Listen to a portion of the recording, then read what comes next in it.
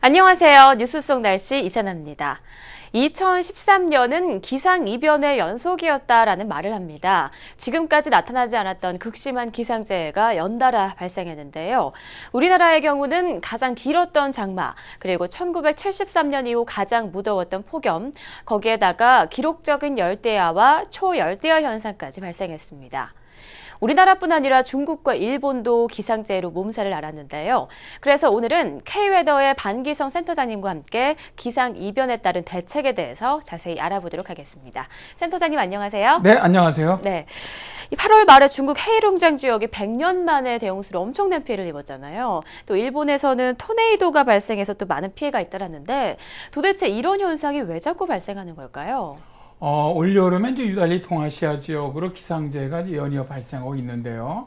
7월과 8월에는 엄청난 폭염으로 중국의 저장성이 43도, 일본의 규슈 지역도 41도, 한국의 울산 지역도 43도를 기록하는 등 정말 그야말로 찜통더위에 수많은 사상자가 발생했었죠. 네. 사실 이제 더위만 문제가 된 것이 아니고 100년 만에 대홍수를 당한 러시아 접경 지역인 중국 헤이룽장성의 경우 엄청난 피해를 입었거든요.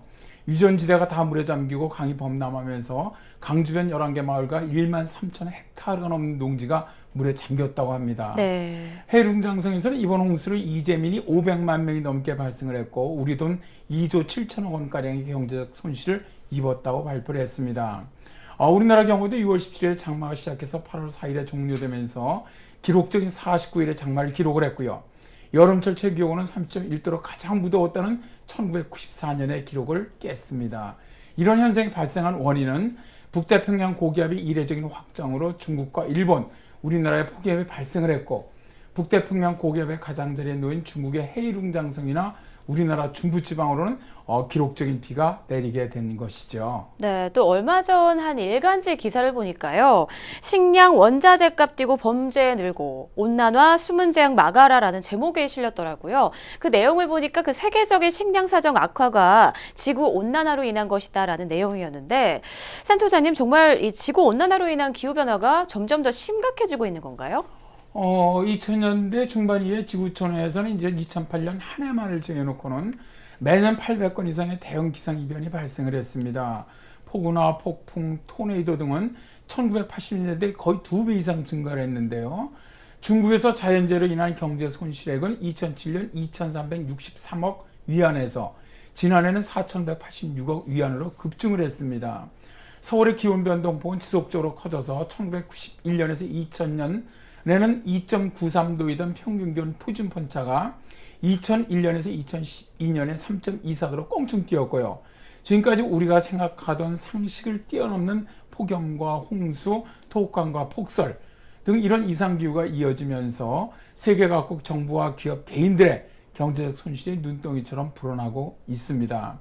이제 국제적으로 이산화탄소 증가를 막는 컨센서스가 이루어지지 않으면서 기후 불안정성에 따른 피해가 커지자 이제는 각국이 이에 대한 대응이 발등의 불처럼 시급해졌습니다. 이제 미래에 대한 전망은 점점 어두워지고 있기 때문인데요.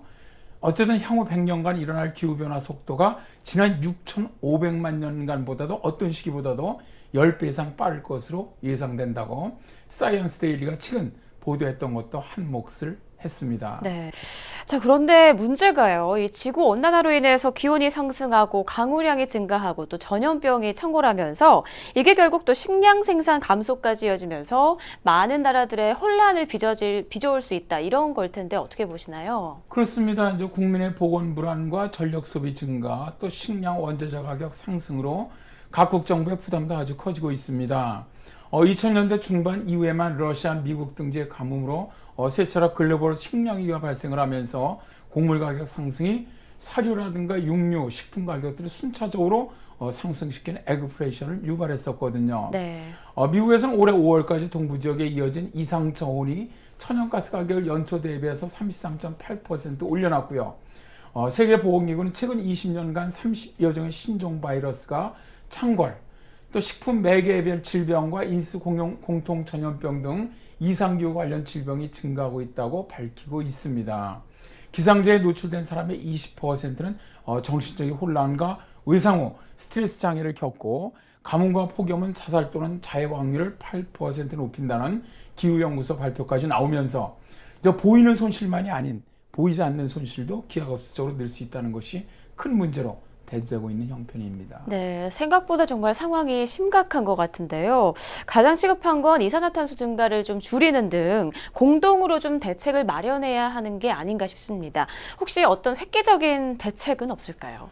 사실 이제 그동안 국제적인 온실가스 감축에 가장 소극적이었던 미국이 사태의 심각성을 깨닫고 변하기 시작했다는 점이 아주 가장 큰 이슈라고 할 수가 있죠. 이제 버락 오바마 대통령 지난 6월에 온실가스 규제 강화, 청정 에너지와 기후 관련 산업 확대를 골자로 하는 기후변화 액션 플랜을 발표를 했습니다. 이제 이를 위해서 내년 연방정부 예산에 기후변화 대응 연구비 27억 달러, 청정 에너지 개발비 79억 달러를 책정을 했고요. 러시아도 2020년까지 6.2기가와트 규모의 신재생 에너지 발전 설비 건설 법안을 5월에 통과시켰습니다. 이외에 영국, 프랑스 등도 온실가스 감축에 적극적으로 나서고 있죠. 네, 지구는 하나, 지구촌이라는 말이 떠오르네요. 모든 나라가 자기 나라만의 이익을 내세울 게 아니라 좀 지구 살리기에 적극적으로 동참해야 할 것 같습니다. 센터장님, 오늘 말씀 고맙습니다. 네, 감사합니다. 역사적으로 폭염과 가뭄과 같은 기상이변이 있을 때 전쟁과 폭력 범죄 발생률이 높았다고 사이언스지가 보도한 것처럼 지구촌의 평화와 번영을 위해서 온실가스 저감에 모든 나라가 동참해야 할 것 같습니다.